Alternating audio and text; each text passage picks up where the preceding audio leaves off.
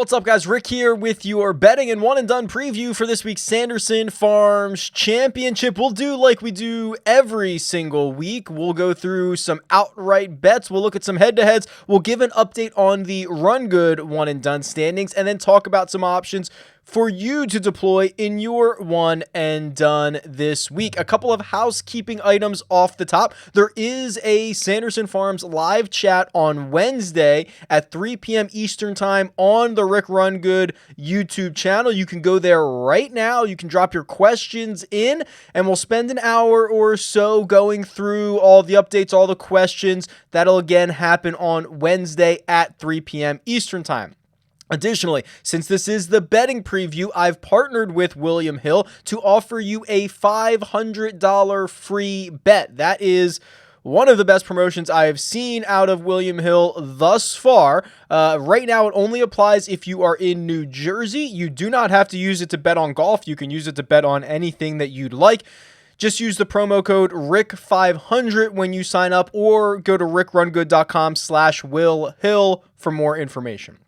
Okay, let's jump into this week's betting and one and done preview for the Sanderson Farms. All right, here is the tournament predictor tool on rickrungood.com, which will be getting a bit of a facelift here in the near future. You know, instead of comparing, I guess I shouldn't say that. So right now what it does is it looks at the odds makers. It looks at the odds, the implied odds for each golfer to win, finish top 5, top 10, top 20.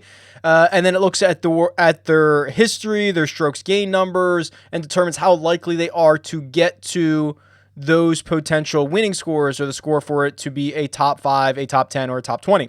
The problem is that it doesn't really take into account strength of field. So some of these weaker field events, you know, the model doesn't really find any values, or it doesn't find any glaring values that you might want to actually pull the trigger on. So what I've been working on behind the scenes is to kind of take into account the strength of field, because right now I'm looking at this and I see, you know, two guys in the top 25 or so that would have a positive expected value. Those two are Ben On and Lucas Glover, because their ceilings are high enough to potentially get to the winning score, what we would expect it to be for the Sanderson Farms.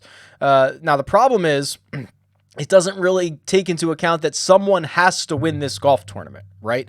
And maybe that's good. Maybe it's a bit ahead of the game, because, you know, betting outrights, you know, if you add up all the implied odds for golfing outrights, it's not like they're going to equal 100. That's where, you know, odds makers, that's where Las Vegas, that's where they get their edge. So this tool does kind of look at it from that perspective, but it's also with the assumption that there might not be weeks that you bet outrights, which I know, myself included, like, we're betting somebody every single week. So I'm kind of trying to walk the line between the two tools here.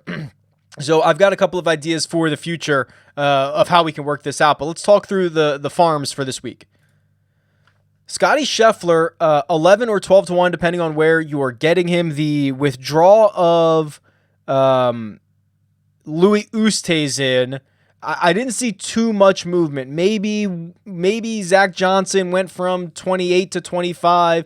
Maybe Scotty Scheffler went from 12 to 11 in your book of choice, but it held pretty strong with the WD from Louis, depending on what book you are looking at. Now, would I be willing to bet Scotty Scheffler? Well, let's be real here. This is the shortest he's ever been. In fact, I'll pull up his game logs really quick here, because I have a few years worth of data for odds and DraftKings salaries, for example, and you can see the shortest odds that Scotty Scheffler has ever been. This event last year, the 2019 Sanderson Farms, he was 25 to 1. The 2019 Houston Open, which I guess maybe was 2 years ago. No, that was last year. Sorry. That was last year. 25 to 1. That's the shortest he's ever been. Now he's 11 to 1. I have a lot of questions, of course. I mean, we don't know what he's been doing in the last 3.5 weeks since he tested positive for COVID. I assume there was a quarantine period. I assume he did not swing a golf club for at least a week or two. I don't know the answer to that, but that's a concern for me. What has he been doing? He was on a great run. He was playing well. He had top 4 finishes at BMW, at the PGA. He finished second in the raw scoring version of the Tour Championship. So there's no doubt he's been playing well. I just don't think I want to bet it at this number with a lot of the unknowns that are going out there. I mean, we've got guys who have been playing, period, and have been playing who have been playing just as well as Scotty has in the last couple of weeks. And I think I lean on them at longer odds. As much as I love Sung Jae, as much as I love Will Zalatorius, I don't think that's where I'm starting my cards. I will say this, though. I did put in a top 10 on Will Zalatorius because this is a really rare situation, and that number's down to 250, so 2.5 to 1. I got it at 3 to 1. There are very few situations in which your top 5, top 10, top 20 bets are aligning with the motives of the golfer that you are trying to play that week. For example, Will Zalatorius, who is trying to get his temporary membership status on the PGA Tour, right? He has to earn enough points. He has to earn enough money. And the way that he only has so many starts, right? So he has 7 sponsors exemptions. And then if he finishes in the top 10 one week, he gets to play the next week. Well, that's what happened at the U.S. Open. He finishes in the top 10. He gets into the Sanderson Farm, or he gets into the Corrales Punta Cana. Then he finishes top 10 there, gets him into Sanderson Farm. So he doesn't have to use those sponsors exemptions. So it's really important for him to finish in the top 10. And I think it's rare when your motives as a bettor align with the motives of the golfer that you are betting on. So because it's so rare, I took the opportunity to bet on Will Zalatorius at 10 to 1, but I'm probably starting my betting card at Sam Burns 28 to 1, which is a really good number for a guy who's offering an incredibly rare situation right now. So I'm jumping over to the Holy Grail here. This is a tool that I love on the Strokes Gain database on RickRunGood.com, and I've got the field loaded in. And what I've said is, give me everyone since the restart. So June 1st. I think the first tournament was actually the 8th or something like that. But June 1st, after the restart. And anybody with a sample size, here's what you see. Sam Burns not only is gaining the most strokes per round in this field of anybody with more than 15 rounds, he's also one of the only 2 guys in this field, him and Cam Davis, to be gaining a stroke per round and be gaining in all 4 strokes gain categories. So look at this. He's positive off the tee. He's positive on approach. He's positive around the greens, and he's positive putting. What that says to me is he's not only playing well, but he's playing an all-around consistent game right now. So not only do I love him for outrights, I love him for matchups. We'll talk about matchups in a second. I see one that he's in right now, but I'd almost take Sam Burns against most golfers in matchups here because of not only that excellent play, but the fact that he's doing it all around. He's not relying on one facet. There's not one part of his game that's going to derail him. There's not one part of his game that he's going to have to rely on to boost him, which I love. I think that's a really high floor, but also a pretty high ceiling. We've seen his name in contention a couple times over the course of his last handful of starts. He finished 3rd here 2 years ago, so Country Club of Jackson should be a place that he finds plenty of success. He's 3 for 3 in cuts made here. When you put all of that together, you look at the number, you say, wow, that I can get all of that at 28 to 1. I'm really interested. So Sam Burns looking for his first PGA Tour crown. I think this might be the week to get it. And if not, I mean, it's such a great number, and I love a lot of matchups with it. I did make a case on Monday's video, on the DFS video, for Sebastian Munoz. He's also 28 to 1.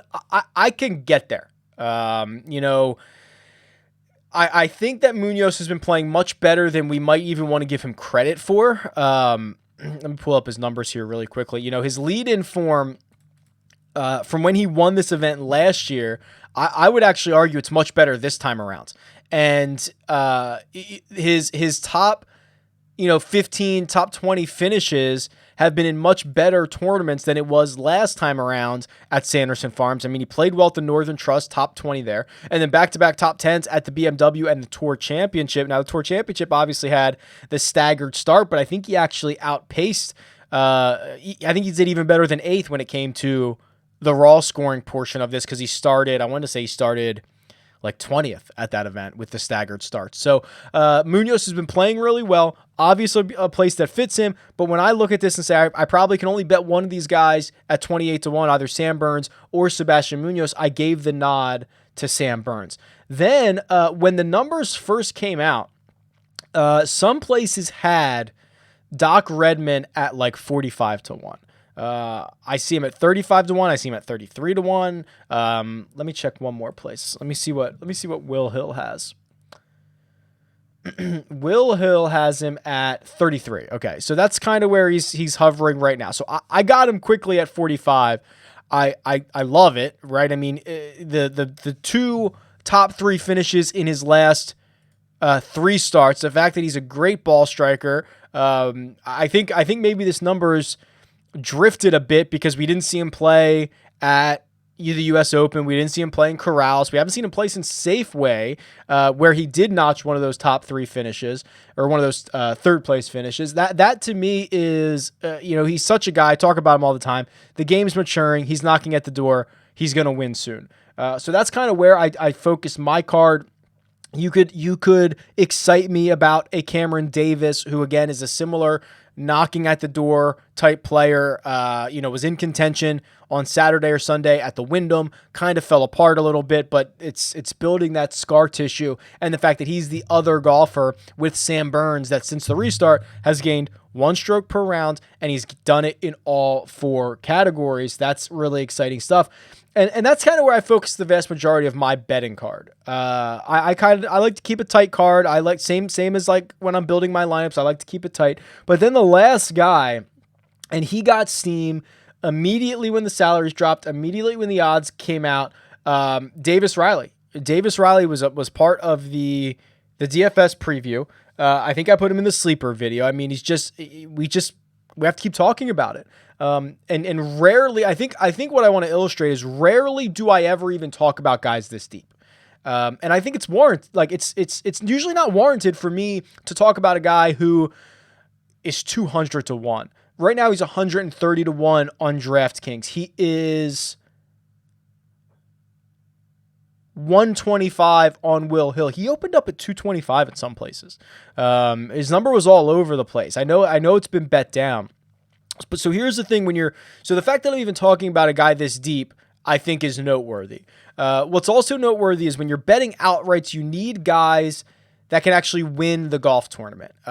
It doesn't matter what field it's in. Can they beat the 143 other golfers in the field and raise the trophy?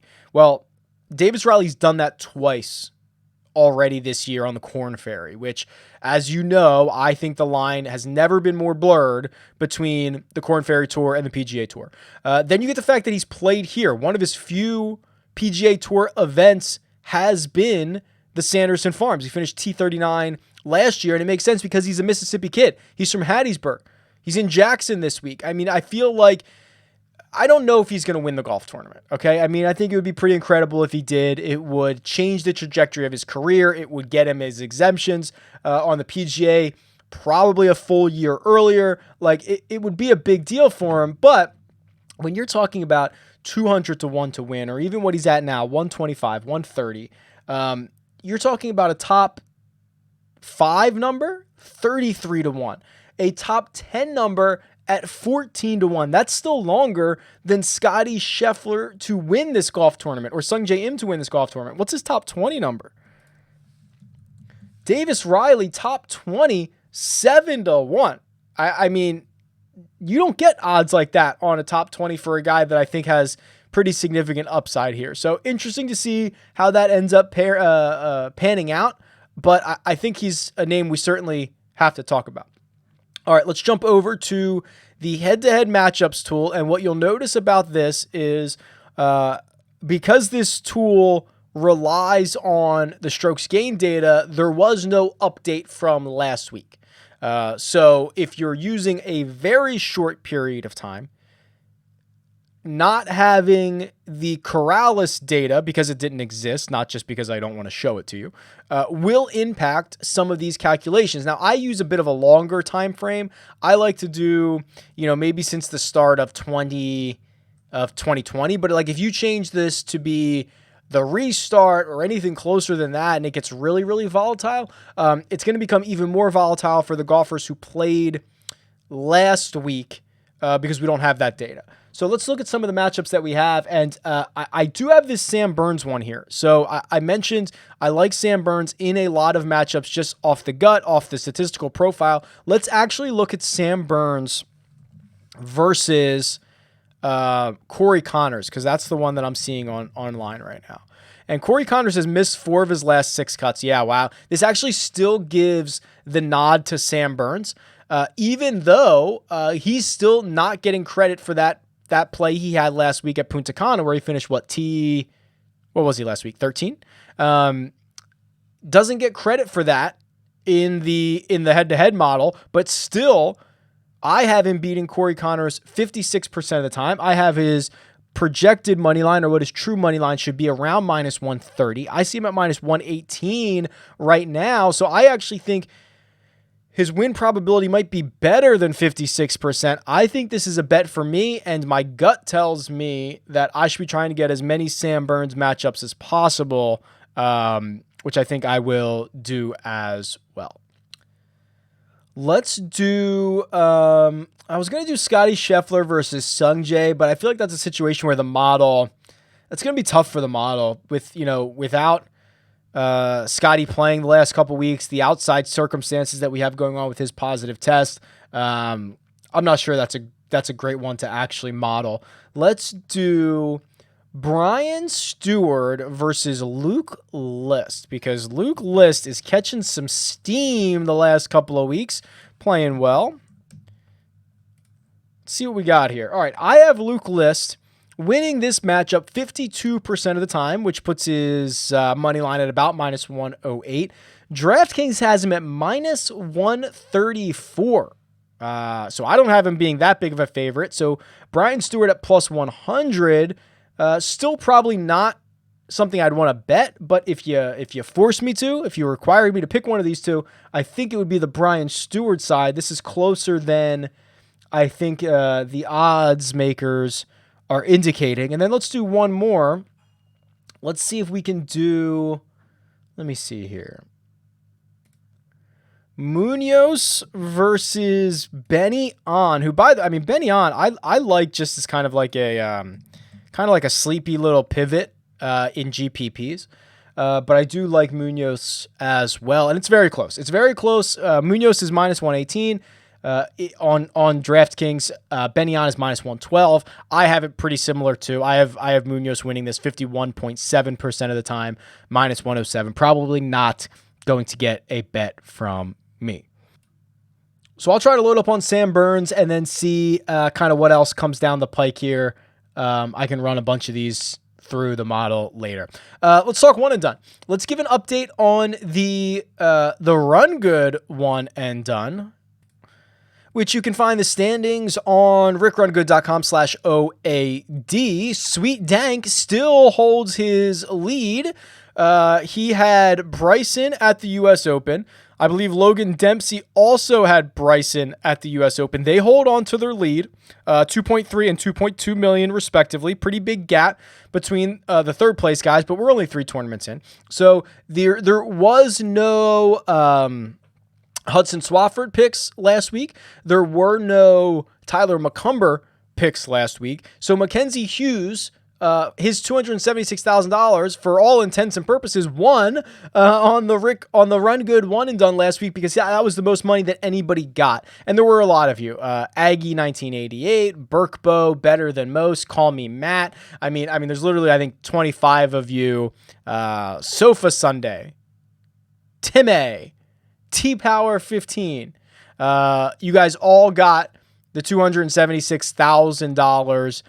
Congratulations. Then there were actually a handful of Adam Longs, a pretty good bit of Adam Longs. That got you 164,000. Will Zalatorius and any Luke List picks got you 117. Patrick Rogers 93,000. So there were some decent picks. Unfortunately, it was a smaller field, a smaller purse event.